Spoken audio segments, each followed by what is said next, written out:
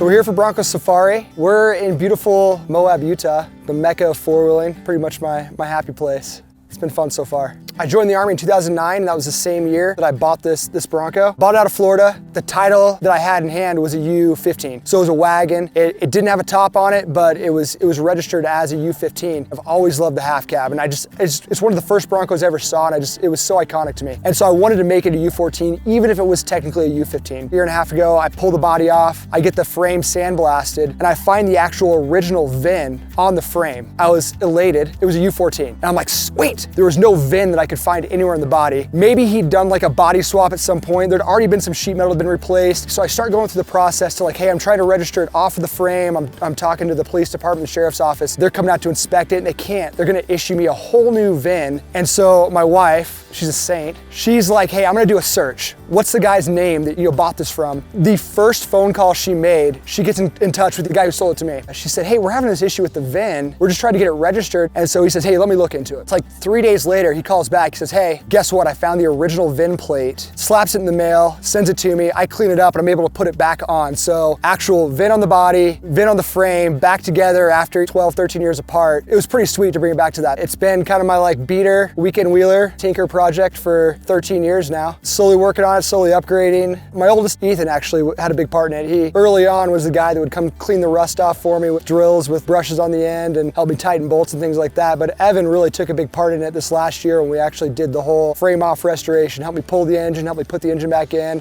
I've got pictures of him holding the Sawzall as we cut off the whole front inner fenders and things like that. So we were making those big changes that were like, we're not going back on after this. My plan all along was really no plan. I'd had rock crawlers in the past and I wanted something that I could go take the family out, we could go drive to the trail, four-wheel for the day and come back. And so it was like slow, steady upgrades pretty much throughout the whole process. I got some time off work and it was right before deployment and I was like, this is the time. This is when we're gonna do something. So we decided to start cutting it up. We decided to start throwing some parts at it and really like ordering the things that we wanted and doing the things that we needed to do. Going back through the drivetrain, fixing the leaky gaskets, buying all those little knobs and parts that have fallen off and been lost over the last 55 plus years. So I got a good chunk of it done right before I went to Iraq and it was nice. I got it to a point that I was happy and like we'd done some body work, I'd replaced some panels, but it still needed a lot. I went on deployment, I started just pouring through a lot of magazines, through the websites and thinking about all the things I need to order and get. When it came time for me to come back, I had just like piles of parts and really I'd forgotten a lot of things I had ordered, so I had some duplicates. I just started throwing it together after I got back and found a really great paint guy, really did the full frame off, sent him panels and he slowly started taking it down to bare metal, Bondo, paint, clear, and got it back to me. He was so good too. Instead of waiting 6 months, 8 months down the line for everything to be done and ready, he's like, cool, I can give you these parts, I can give you these parts. And that let me kind of like work in rhino lining to get like the bed liner done. He was able to do the lizard skin underneath. And it let me just kind of start like piecing stuff back together because there's still as much modifications as I did before I'd sent it off to paint. There was still stuff that had to be done. I still had to do some tube work and some mounts and all those little details that you don't realize when you're doing that initial mock-up. Maybe professionals realize when they're doing mock-up, but I didn't because I'm not a professional. So it gave me that time I needed to kind of piece it all together and make it work out, which was super crucial to the project and pretty timely actually. Color-wise, I really like this color and going through the body and doing all the panel replacement and repair that I had done, got down to the original color. There was a lot of layers of colors. There was orange, there was green, I painted another green. When I got down to the base color, it was actually this 1966 light turquoise, which happens to be like legit my favorite color of really any early Bronco ever. I got to build the exact Bronco that I wanted to look like. The build started out, it was gonna be kind of mild resto mod. And I'd ordered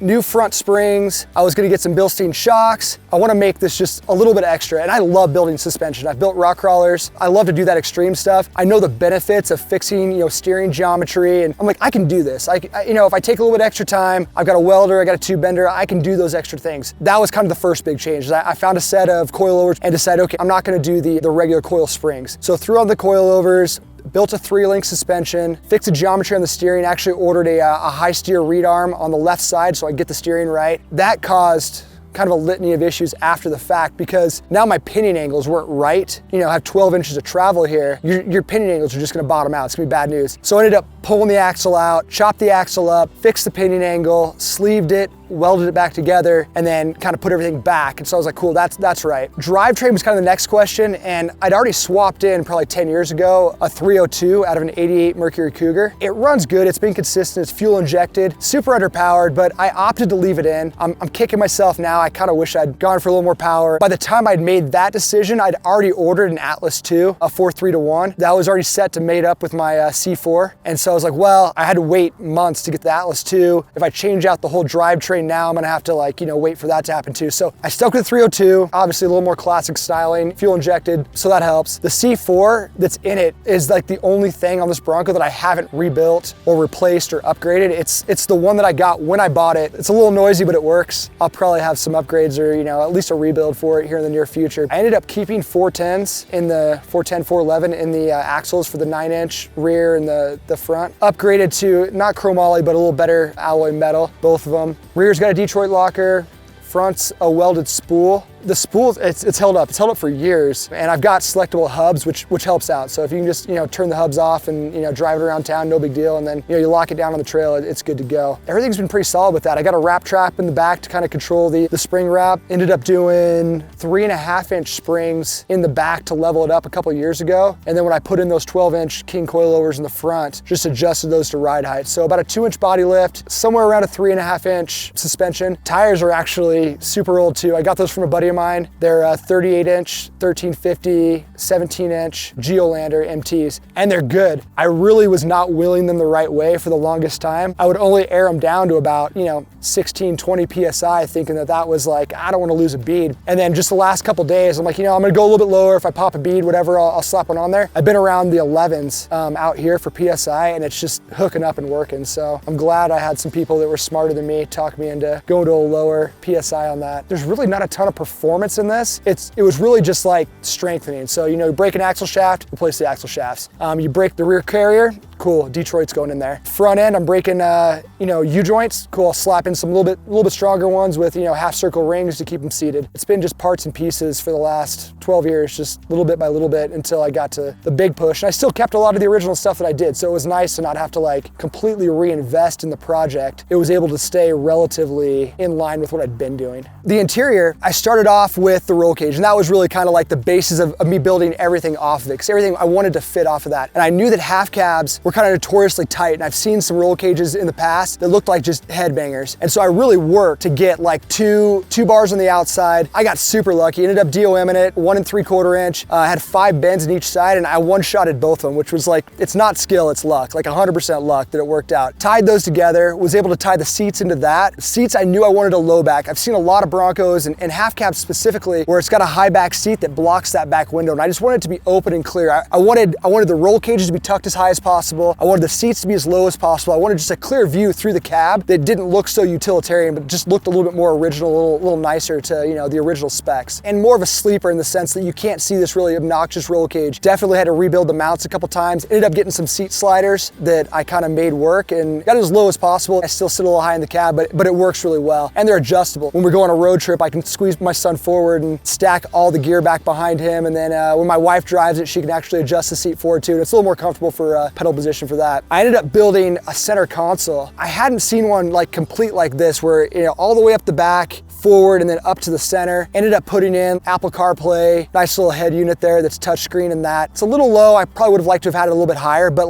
it works and it's nice. It ties into my phone. It plays all the stations and things I want. It's convenient that way. I've got a really good buddy back in Colorado that owns an audio business. He was able to not only wire in an amplifier, the head unit, but he got highs, mids, and lows all wired in and hooked into that center console. So it's really modular. I was gonna do carpet, and I had this whole plan of really seal it up, do carpet. I'm glad I didn't, because it's a lot of fun with the doors off. We were doors off today, and it just really improves the visibility. But I ended up doing rhino liner front to back. They did such a good job. It's just such a good material. It just looks so clean. Worst case scenario, it gets dusty or dirty, I can just hose it out. As far as gauges and whatnot, I just basically stumbled across some Autometer gauges. I think I traded with the guy for old parts that I pulled off this Bronco. Bronco, like a bumper or something. And he gave me some autometer gauges and a new dash. So that kind of cleaned up the interior. And then I ordered all the knobs and accessories from Tom's just to try and make it look like the original 66. A lot of them were kind of beat up or ruined that I had that were there on there before, or they were completely missing. So kind of freshening up that helped out quite a bit. I mean, this is done, right? Like I'm totally done. Just kidding, no project's ever done. Like it's not done. So I still have leaf springs in the back. I would really like to do coilovers, and I've had this really awesome idea. I've seen a few